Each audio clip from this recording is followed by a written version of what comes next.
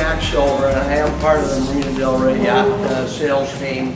But about 6 months or so ago, I initiated a program I call the LA Sailing Club and School, which is what is generically called a fractional ownership and membership program. So I don't know if you've come across people using or talking about it, but when they talk about fractional ownership, it's really a misnomer because one person owns a boat. It's not fractionally owned. So basically what it is a person owns a boat. It's generally managed or inside a program like LA Sailing Club, or the other one in Marina Del Rey is called Sail Time. And the owner of the boat has a membership or a use agreement, management agreement with that company. That company then takes over responsibility for finding members to belong to that boat. And what a member is a person who pays a fixed monthly fee. And they will be based on the age of the boat, the company, whatever. I mean, there's no, I can't tell you, oh, these are $4.85 a month. It depends on the boat and the program.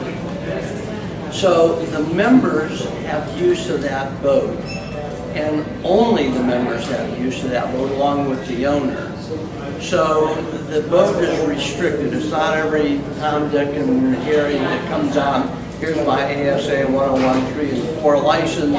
Here's the keys. Go have a good sail.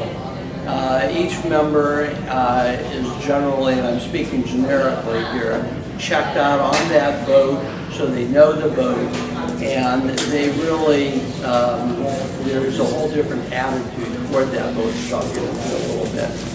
The history of the fractional program concept, I think, is important to understand because it has evolved a little bit. I guess it's probably a 10 or 12-year-old program, and I think what I'm saying is absolutely accurate, but there may be some variance in it. The program was originally started in cooperation and supported by Hunter sailboats.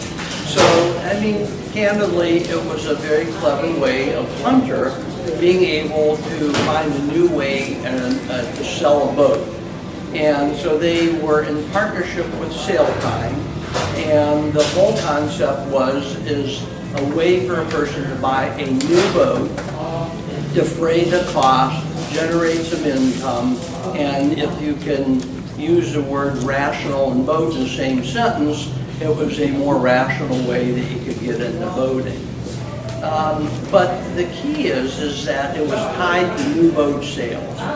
So, and I managed the Sail Time program here in the Marina probably for over 7 years, and I got into it just a little bit of interesting history, if you will, is my boat sank.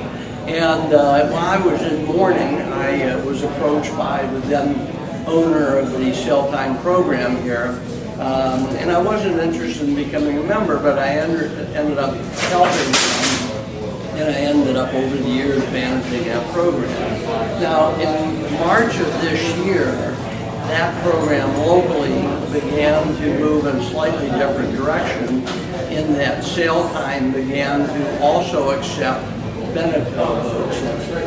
So the Sail Time program in Marina shifted from being a Hunter base to a Beneco base, and it's now owned and operated by Naus. I don't really know a lot about what they're doing, but it's still the same basic concept. And one of the keys to this is how members use the boat. A key difference between the charter business and the fractional is how the members get on, get off, and use the boat and so forth. When the Hunter program started drifting away in March, I took advantage of that opportunity and I created the LA Sailing Club and School because I wasn't restricted to any one boat manufacturer, and it didn't have to be new boats. So if it was a really nice quality boat that was a couple of years old and it made sense, I could put that in the program without being restricted. Plus, I'm not a franchise, so I don't have, it's my company, my rules, so we had more flexibility in terms of how we were going to approach this. However, the programs are all basically the same, and that is members, you become a member, and in my case, when I was with Sail Time or even with my program, I don't care if you were a Coast Guard captain. When you came on the boat as a member, we would spend at least 2 hours on that boat so that they knew the boat, they understood the nuances of it and so forth, which is one of the big differences between that and a charter program. Also, the way I run it, and I believe Sail Time still does this, is that when you get on the boat, there is the member is responsible for going through and inspecting it and saying, yes, everything is just hunky-dory. And when they get off the boat, they sign that same little document saying, yes, everything is as I found it and it's all in good shape.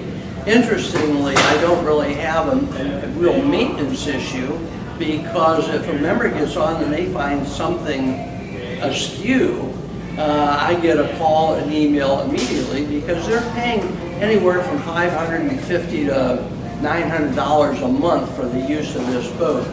The use of the boat is all managed, and this is a key to the program, through an online calendar system, and it's very clever. It's designed so every member is guaranteed a minimum amount of use, but the programs offer an open-ended feature that if the boat is not being used, and they go in there and say, gee, no one's on the boat today or tomorrow, within, in my program, of 48 hours, they can reserve that boat, and they can do that as many times as they want a month without even using or touching the guaranteed period. So, but even on a minimal basis from a cost standpoint, the difference between, and this is important to you guys, the difference between the charter and the fractional is a member gets a lot more opportunity to use the boat. So the money part of it, which gets down to the fractional ownership, is relatively simple. And that is whatever revenues come in from members is split 50-50 between the base and the owner. So if you've got 4 people paying $600 a month, $2,400 a month, $1,200 comes to the owner. Now, I've always told people that I can create a spreadsheet where you're making a lot of money on this, but the reality of it is, I tell people that generally speaking, you're not going to have positive cash flow. If you take in 12 grand a year, you may be spending 20 grand a year on maintenance slips and everything else. But when it comes time to do your taxes, by the time you get done expensing everything and depreciation and so forth, you really should come close, if not ahead of the game, if you use the Marina Sailing model, where you end up with a tax benefit as a result of having your boat in it. The owner, in essence, becomes a member of the boat. We limit the number of people, no one boat can have more than 7 members. So there's not more than 7 people plus the owner that can use the boat. So because of that, it's not used, it's not run hard and put away wet. It is, and the sense of ownership is there because they're paying enough money on a regular basis that the membership for the most part takes care of the boat. I go down once a week, I inspect the boats, I make sure the water's in the tank. If the holding tank is filled, we pump it out. If their fuel tank needs to be topped off, we do that. We don't do deep cleaning, but we go through the boat once a week so it's cleaned and maintained for you. If I see issues with it, I call the owner up and he either authorizes me to get it fixed, or he fixes it, or she fixes it. So it's a managed boat as well, and for the most part, the boats I think are pretty well maintained. In your packet, there I have a little handout which talks about the program and some of the key differences between the fractional ownership program and building a boat and charter. So you can look through that. I don't know if there's anything else really salient, but for the sake of time, I'll let, who's next? Michael? Michael, turn this over to Michael Lane. He will be around afterwards if you have any questions or whatever.